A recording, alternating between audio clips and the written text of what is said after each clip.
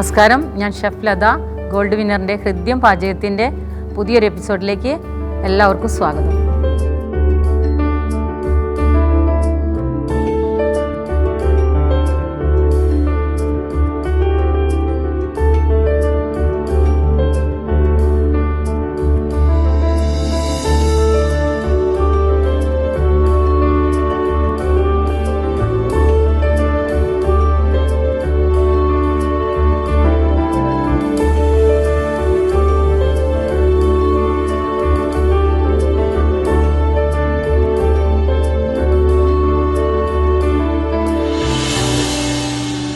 ഈ എപ്പിസോഡിൽ നമ്മൾ ഇന്ന് ചെയ്യാൻ പോകുന്നത് ഡേറ്റ്സ് പിക്കിളാണ്. ഡേറ്റ്സ് പിക്കിളിന് ആവശ്യമുള്ള സാധനങ്ങളാണ് ഇവിടെ വെച്ചിരിക്കുന്നത്. നമുക്ക് ആവശ്യമുള്ള സാധനങ്ങൾ: സാൾട്ട് വേണം, വിനിഗർ വേണം, ചില്ലി വേണം, ചില്ലി പൗഡറാണ്, മസ്റ്റാർഡ് വേണം, ഉലുവ വേണം, ജിഞ്ചർ, ഗാർലിക്ക് ആൻഡ് ജാഗരിയാണിത്, ശർക്കര, പിന്നെ കർലീഫ്.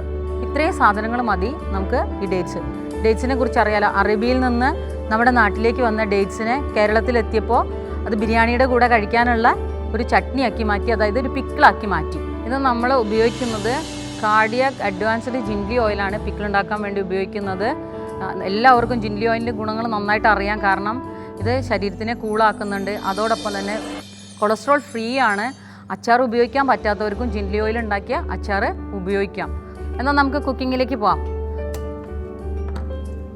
പാന് അടുപ്പിൽ വെച്ചു. ഫസ്റ്റ് സ്റ്റെപ്പ് നമ്മുടെ ഓയിൽ ഒഴിക്കലാണ്. പിന്നെ ഇനി കറി ലീഫാണ്. കുറച്ച് കറി ലീഫ് മതി, വളരെ കുറച്ച്. ജിഞ്ചറും ഗാർലിക്കും ഒന്ന് ചൂടാവാൻ വേണ്ടി വെച്ചിരിക്കുകയാണ്.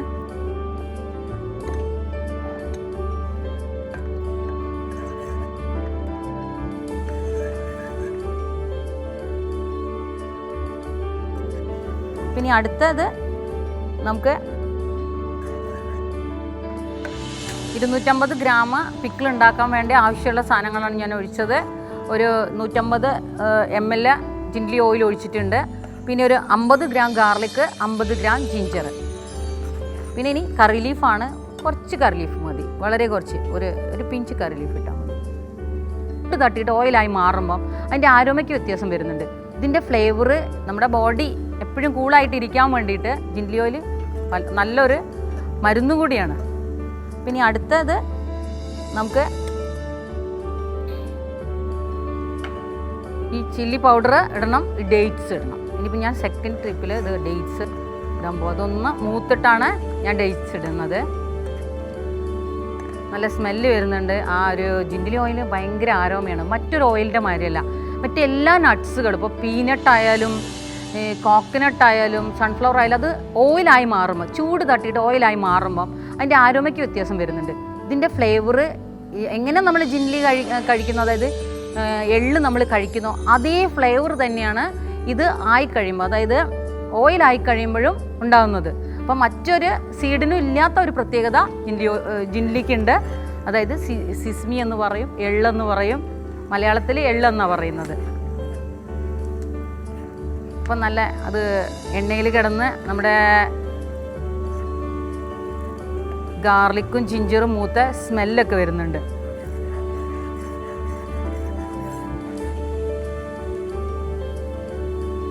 പിന്നെ നമുക്ക് നമ്മുടെ ഡേറ്റ്സ് ഇടാം. ഇത് സീഡില്ലാത്ത ഡേറ്റ്സ്, അതുകൊണ്ട്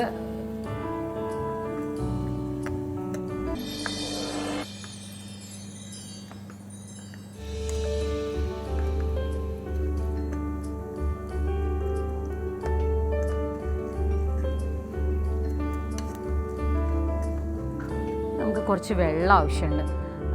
ഇതൊന്ന് സോഫ്റ്റ് ആവാൻ വേണ്ടിയിട്ടാണ്, അതായത് ഡേറ്റ്സ് ഒന്ന് സോഫ്റ്റ് ആവാൻ വേണ്ടിയിട്ടാണ് ഞാൻ കുറച്ച് വെള്ളം ഒഴിക്കുന്നത്.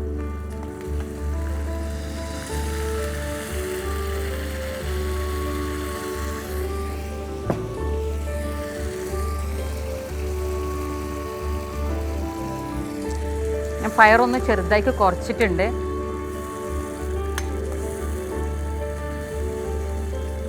ഇത് ശരിക്കും നമ്മളത് മലബാറുകാരുടെ ഒരു സ്പെഷ്യൽ ഡിഷാണ്. തലശ്ശേരി മലബാർ ഭാഗങ്ങളിൽ പോയി കഴിഞ്ഞിരിക്കുകയാണെങ്കിൽ ബിരിയാണിയുടെ കൂടെ ഈ പിക്കിളില്ലാണ്ട് അവർ ബിരിയാണി വിളമ്പുകയില്ല.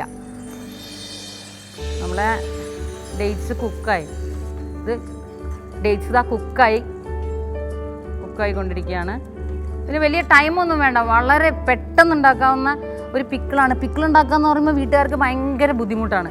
പക്ഷേ ഈ പിക്കിൾ ഉണ്ടാക്കുക എന്ന് പറയുന്നത് ഇപ്പോൾ നമ്മൾ എത്ര സമയം എടുത്തിട്ടുണ്ടാവും, വളരെ കുറച്ച് സമയം കൊണ്ട് ഉണ്ടാക്കാൻ പറ്റുന്ന ഒരു പിക്കിളാണത്. പിന്നെ നമുക്ക് ഇതിൻ്റെ വേറൊരു പ്രത്യേകത, മധുരമുണ്ട്, പുളിയുണ്ട്, ഉപ്പുണ്ട്, എരിവുണ്ട്, എല്ലാ ഫ്ലേവറും ഉണ്ട് ഇതിനകത്ത്.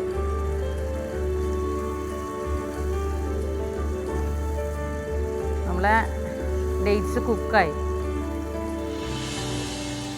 ഒരുപാട് മാഷ് ആവണ്ട, എന്നാൽ കുക്കാവുകയും വേണം. പിന്നെ നമ്മൾ മുളക് പൊടിയാണ് ഇതിൽ ചേർക്കാൻ പോകുന്നത്. ഇതൊരു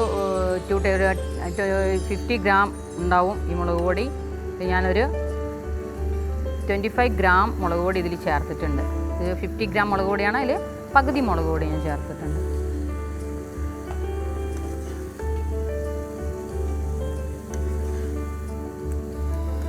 ഇനി നമുക്ക് കുറച്ച് ജാഗ്രി ചേർക്കാം. കുറച്ച് മതി, വളരെ കുറച്ച് മതി. ഇത് ഈ സ്വീറ്റിനെ, ഇതിൻ്റെ സ്വീറ്റിനെ ഒന്ന് ബാലൻസ് ചെയ്യാൻ വേണ്ടിയിട്ടാണ് ഈ ഒരു ജാഗ്രി ഞാൻ ചേർക്കുന്നത്.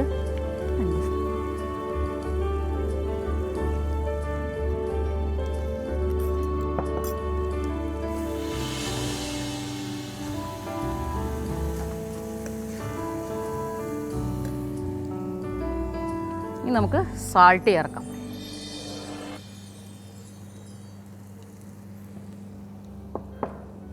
ഒരു ലേശം കളറൊന്നും ഇതാകാൻ വേണ്ടിയിട്ട് കുറച്ച് മഞ്ഞൾപ്പൊടി. ഇനി നമ്മൾ അടുത്ത ഇൻഗ്രീഡിയൻ്റ് എന്ന് പറയുന്നത് വിനിഗറാണ്. ഇതിൻ്റെ ലാസ്റ്റ് പ്രോസസ്സിങ്ങിലാണ് വിനിഗർ നമ്മൾ ചേർക്കാറുള്ളൂ. അപ്പോൾ ഇത് ഞാൻ തീ ഒന്ന് കുറച്ച് കുറയ്ക്കാം.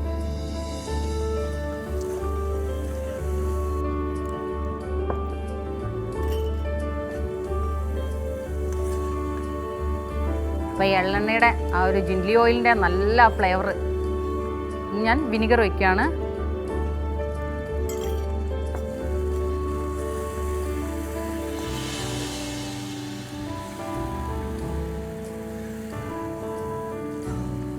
ഇത് തണുത്ത് കഴിയുമ്പോൾ വേണം നമ്മൾ പാത്രത്തിലാക്കി അടച്ചു വെക്കാൻ വേണ്ടിയിട്ട്. പിന്നെ വേറൊരു പ്രത്യേകത, ജിൻഗ്ലി ഓയിൽ ഉപയോഗിച്ചുണ്ടാക്കുന്ന പിക്കിൾ കേട് വരില്ല. കാരണം പിക്കിൾ ഉണ്ടാക്കി കഴിയുമ്പോൾ നമ്മൾ മുകളിൽ കുറച്ച് ജിൻഗ്ലി ഓയിൽ ഒഴിച്ചു വെച്ചാൽ ഒരിക്കലും പിക്കിൾ ഒരു 1 ഇയർ വരെ കേടുവരാണ്ടിരിക്കും. അപ്പോൾ ഒരു പ്രിസർവേറ്റീവ് കൂടിയാണ് ഈ ഓയിൽ.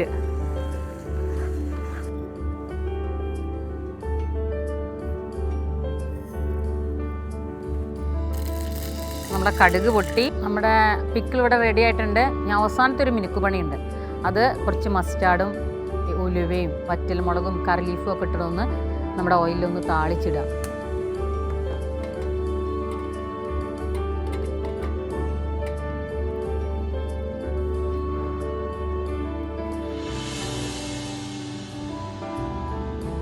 വളരെ കുറച്ച് ഓയിൽ മതി ഇതിലേക്ക്.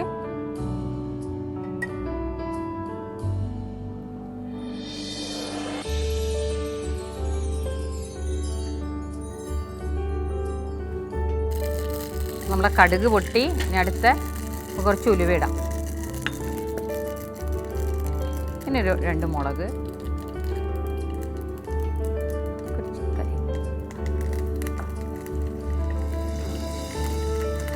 ആയിട്ടുണ്ട്.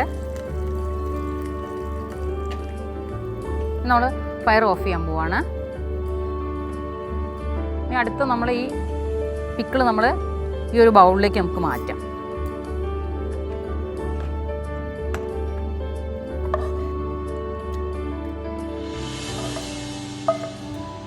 നമ്മുടെ ആ നല്ല എണ്ണയുടെയും ആ ജിഞ്ചറിൻ്റെയും ഗാർലിക്കിൻ്റെയും ഡേറ്റ്സിൻ്റെയും ഒക്കെ എല്ലാം കൂടി ഒരു സ്മെല്ല് നല്ല ടേസ്റ്റി ആയിട്ടുണ്ട്.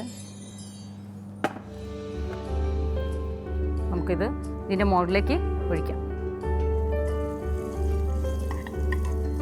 അപ്പോൾ നമ്മുടെ പിക്കിൾ ഇവിടെ റെഡിയായി, കണ്ടോ. അപ്പോൾ നിങ്ങൾക്ക് ഒരു ധാരണ ഉണ്ടാവും, എന്താ ഇത്രയും ഓയിൽ കൂടുതലാണല്ലോ.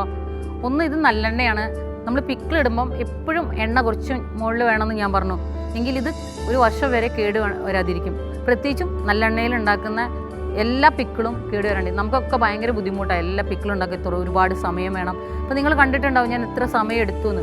വീണ്ടും ഞാനൊരു അടുത്തൊരു എപ്പിസോഡുമായിട്ട് നിങ്ങളടുത്ത് വരുന്നുണ്ട്. അതുവരേക്കും നന്ദി, നമസ്കാരം.